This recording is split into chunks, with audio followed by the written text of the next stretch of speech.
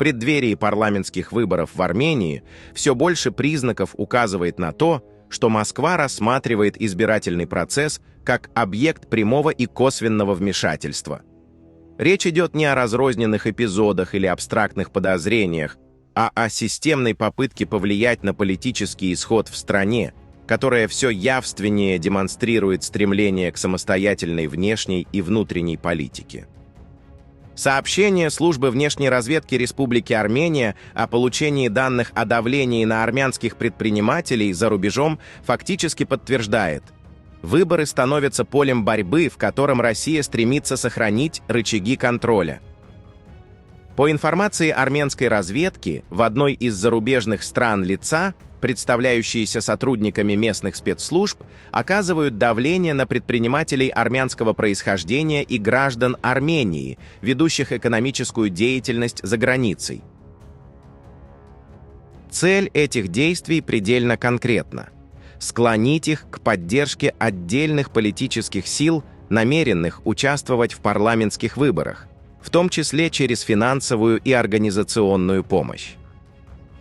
С учетом географии армянской диаспоры и масштабов экономической зависимости именно российское направление выглядит ключевым, а методы давления – характерными для практик, ранее зафиксированных в других странах постсоветского пространства. На этом фоне резко усилились дискуссии о внешнем вмешательстве и гибридных угрозах, где Россия фигурирует как основной источник рисков.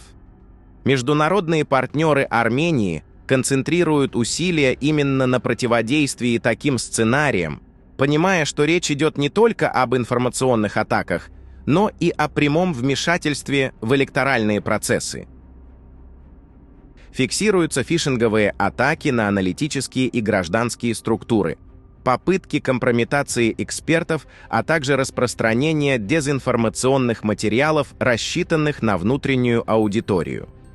Расследования журналистов выявили появление в Ереване бесплатных печатных изданий с манипулятивным контентом, связанных с сетями сайтов-двойников, ориентированных на Армению и Молдову, что лишь усиливает подозрения в централизованной координации. Особую тревогу вызывают данные о подготовке массового подвоза избирателей из-за рубежа, прежде всего из России. По заявлениям наблюдателей, речь может идти о десятках тысяч человек, которым предлагаются финансовые стимулы за участие в голосовании в интересах конкретных политических сил.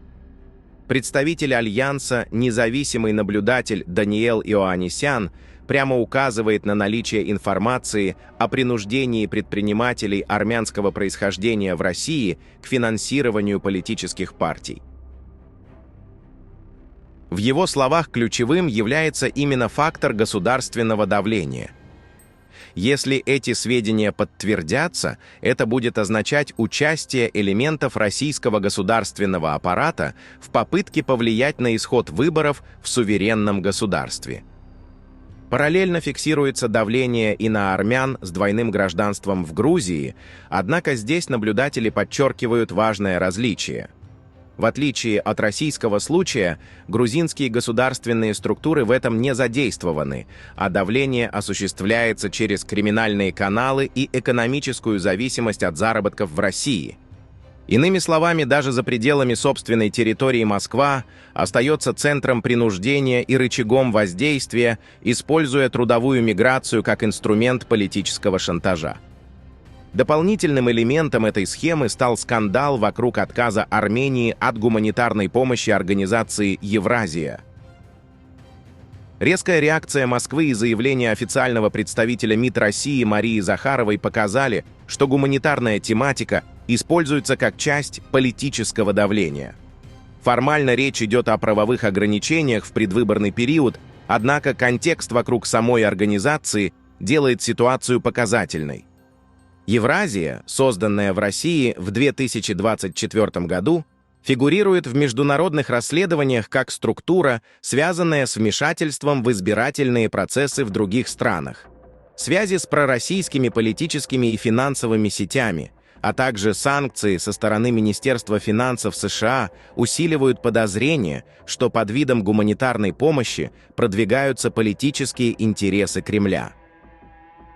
На этом фоне особенно контрастно выглядит активизация Армении на альтернативных внешнеполитических направлениях. В Париже прошли встречи премьер-министра Никола Пашиняна и министра территориального управления и инфраструктур Давида Худатяна с министром энергетики и природных ресурсов Турции Алпарсланом Байрактаром, где обсуждались энергетические и инфраструктурные проекты как основа долгосрочной стабильности. Параллельно Пашинян в Страсбурге на совместной пресс-конференции с председателем Европейского парламента Робертой Мецолой заявил, что мир с Азербайджаном открывает для Армении новые возможности сотрудничества с Европейским Союзом, включая инфраструктурные и военно-технические направления.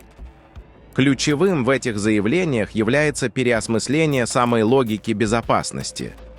В Ереване все чаще подчеркивают, что ставка исключительно на военные гарантии себя не оправдала, а реальная безопасность возможна только через мир, экономическую взаимосвязь и политическую устойчивость. Именно этот разворот и вызывает раздражение Москвы, которая традиционно рассматривает регион через призму военного и силового контроля. Попытки вмешательства в выборы в этом контексте выглядят как стремление остановить или развернуть этот процесс, вернуть Армению в привычную для Кремля зону управляемости. Заявление из Баку о том, что мир между Азербайджаном и Арменией стал реальностью, а не формальностью, лишь усиливают это ощущение. Регион постепенно выходит из логики постоянной конфронтации, и именно в этот момент Россия активизирует инструменты давления, от информационных операций до работы с диаспорой, гуманитарных структур и экономического принуждения. В совокупности все это указывает на целенаправленное стремление Москвы вмешаться в избирательный процесс в Армении и повлиять на его результат. Предстоящие выборы становятся не просто внутренним политическим событием, а тестом на способность государства защитить свой суверенитет. Итог будет зависеть от того, удастся ли пресечь внешнее вмешательство и одновременно сохранить фокус на внутренних проблемах демократического процесса. В противном случае риск заключается в том, что выбор граждан может оказаться искаженным под давлением силы, для которой независимая и самостоятельная Армения остается неудобным и нежелательным сценарием. Подписывайтесь на наш канал, чтобы не пропускать самые важные новости мира и Южного Кавказа.